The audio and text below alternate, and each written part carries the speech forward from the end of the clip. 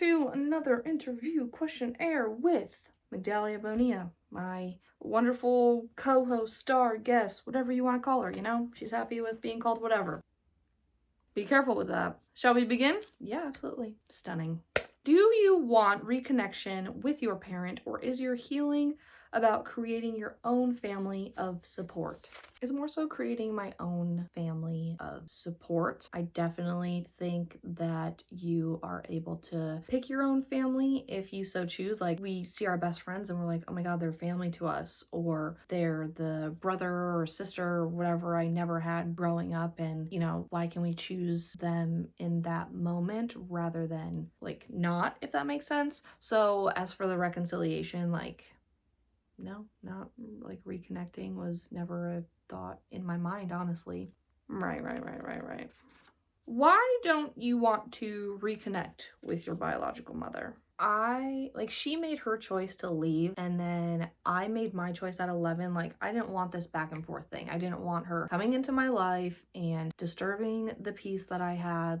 I chose at a very young age that I didn't want anything to do with her. I've kept that decision, and I already have a mom. I have a mom to fill that void. I've had my stepmom with me since I was 7 years old. I have everything I wanted from a family. I didn't want her to get to choose whether or not she would come in and out of my life. That would just be unfair to me. So I don't want to reconnect. Right. Yeah. Gotta protect your peace. Yeah. Has she ever said anything to you? Contacted you, whatever?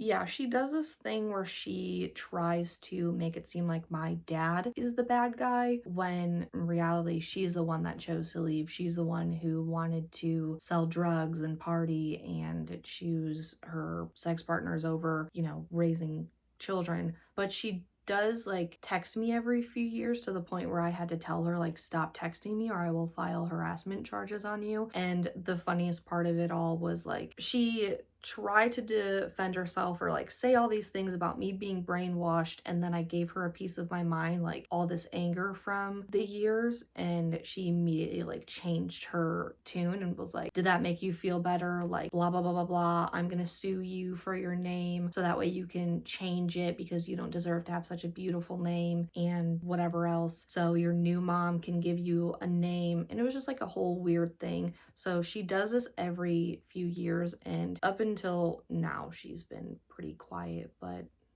yeah. Right. No, that's crazy. Yeah. You have a stepmom.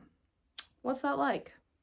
What was that like growing up? My stepmom is my mom. There's no if, ands, or but. She raised me, she clothed me, she fed me, my parents put me through school. Having my dad also, he was trying to get his life together, and I just remember him dating her and bringing me around her. And it's funny because even though she's not biologically my mother, we kind of look a little similar, so I think that's a little cute thing. And she's always given me everything that I've ever needed to grow and be who I am today. When you imagine their absence, do you feel anger, sadness, relief, or all of it? And why? Growing up, I kind of did because, going through the grief of why would she want to leave me? But as of right now, I've kind of just moved on and don't think about it all that much, and it doesn't hurt me to talk about or say. But as an adult, I feel more relief of I didn't have to go through all of that mess of things, because let's be honest, if I would have stayed with her, I probably would have been 14, 15, 16-year-old with a baby, and that's just not something that I even can imagine myself doing. That's something that I don't want for anyone. But if I tried to picture my life, it would have been so weird to imagine myself. I would have had an 11-year-old right now. That's crazy to think about. Probably wouldn't have gone to college, probably wouldn't be doing any of the things in my life that I am doing now, and it's just crazy to think about. So more so relief as an adult, but all those other things I dealt with as a kid. Right.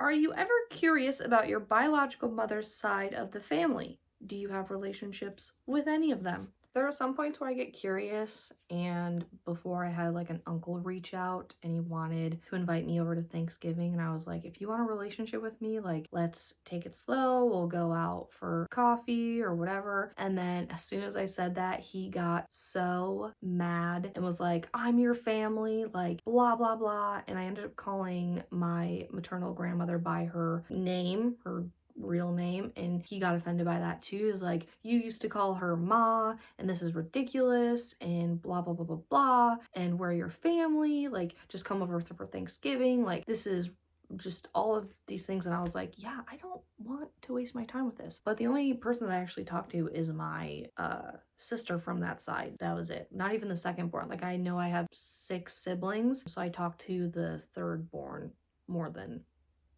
anyone. Like, I don't have a relationship with anyone else from my biological mother's side. Right. What patterns in your adult relationships can you trace back to that missing piece from your childhood? I think I would more so like self-sabotage, and my abandonment issues would play a role in previous relationships of like, oh, they're gonna leave me or blah blah blah, which is kind of ironic because, you know, they forced me to leave them in a way, because I'm not going to just keep myself in unsafe relationships where I'm not happy. Like, that's miserable. But having those issues and insecurities like take hold growing up and then apply in previous relationships, like that was tough, especially in friendships. Like, I was very insecure in friendships also. Right. No, yeah, right, sure.